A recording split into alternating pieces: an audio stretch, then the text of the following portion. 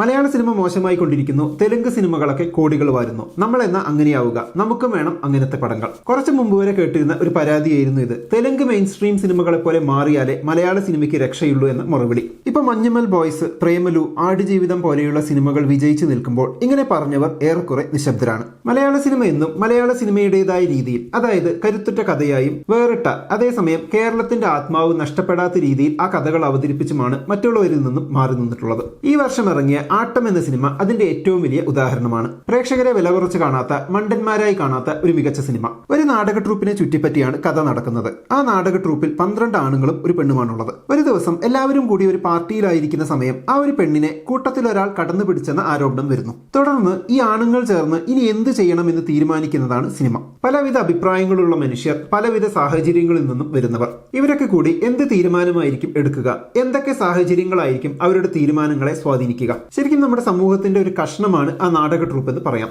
അവിടെ വരുന്ന ചർച്ചകളെല്ലാം നമ്മൾ ഈ സമൂഹത്തിൽ കേൾക്കുന്നതാണ്. മീടു മൂവ്മെന്റുമായി ബന്ധപ്പെട്ട് പലവിധ സംശയങ്ങൾ നമ്മൾ കേൾക്കാറുണ്ട്. ഒരാൾ പറയുന്നത് കണ്ണുമടച്ചങ്ങ് വിശ്വസിക്കാൻ പറ്റുമോ, മറുഭാഗവും കേൾക്കേണ്ടേ എന്നിങ്ങനെ ന്യായമായി തോന്നുന്ന സംശയങ്ങൾ മുതൽ ആരോപിക്കപ്പെട്ടയാളുടെ പണം, സ്റ്റേറ്റസ്, ഇരയായവരുടെ സ്വഭാവ ദൂഷ്യം, അങ്ങനെ പലതും. ആ സംശയങ്ങളെല്ലാം സംഭാഷണങ്ങളിലൂടെ കടന്നു വരുന്ന ഒരു സിനിമയാണ് ആട്ടം. അഭിനേതാക്കളുടെ സ്വാഭാവിക പ്രകടനം, ഡയലോഗ്സിന്റെ സ്വാഭാവികത എല്ലാം കൊണ്ടും ഈ സിനിമ ഒരു ഗംഭീര വർക്കാണ്. സിനിമ എന്റർടൈൻമെന്റിന് വേണ്ടി മാത്രമുള്ളതാണ് എന്ന് ചിന്തിക്കുന്നവർക്ക് ഒരുപക്ഷെ ഇഷ്ടമാകാൻ സാധ്യതയില്ലാത്ത ഒരു സിനിമ കൂടിയാണിതെന്ന് പറയാം. ഈ ടൈപ്പ് സിനിമകൾ ഇഷ്ടപ്പെടുന്നവർക്ക് തീർച്ചയായും കണ്ടു നോക്കാം. ഒരു നിമിഷം പോലും ബോറടിക്കില്ല. സിനിമ ആമസോൺ പ്രൈമിലുണ്ട്. ഹൊറർ സിനിമകൾ കാണാൻ ഇഷ്ടമുള്ളവർക്ക് വേണ്ടിയാണ് അടുത്ത സിനിമ.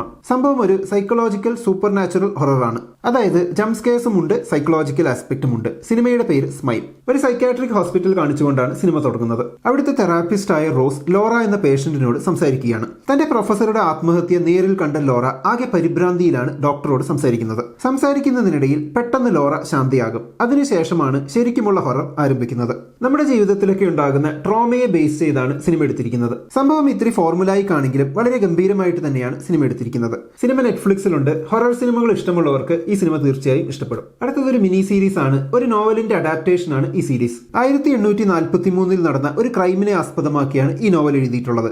ഏലിയാസ് ഗ്രേസ് എന്നാണ് സീരീസിന്റെ പേര്. ഒരു വെൽത്തിയായ മനുഷ്യനും അയാളുടെ സെർവന്റും കൊല്ലപ്പെടുന്നു. അതിനെ തുടർന്ന് അയാളുടെ മറ്റു 2 സെർവന്റ്സിനെ അറസ്റ്റ് ചെയ്യുന്നു.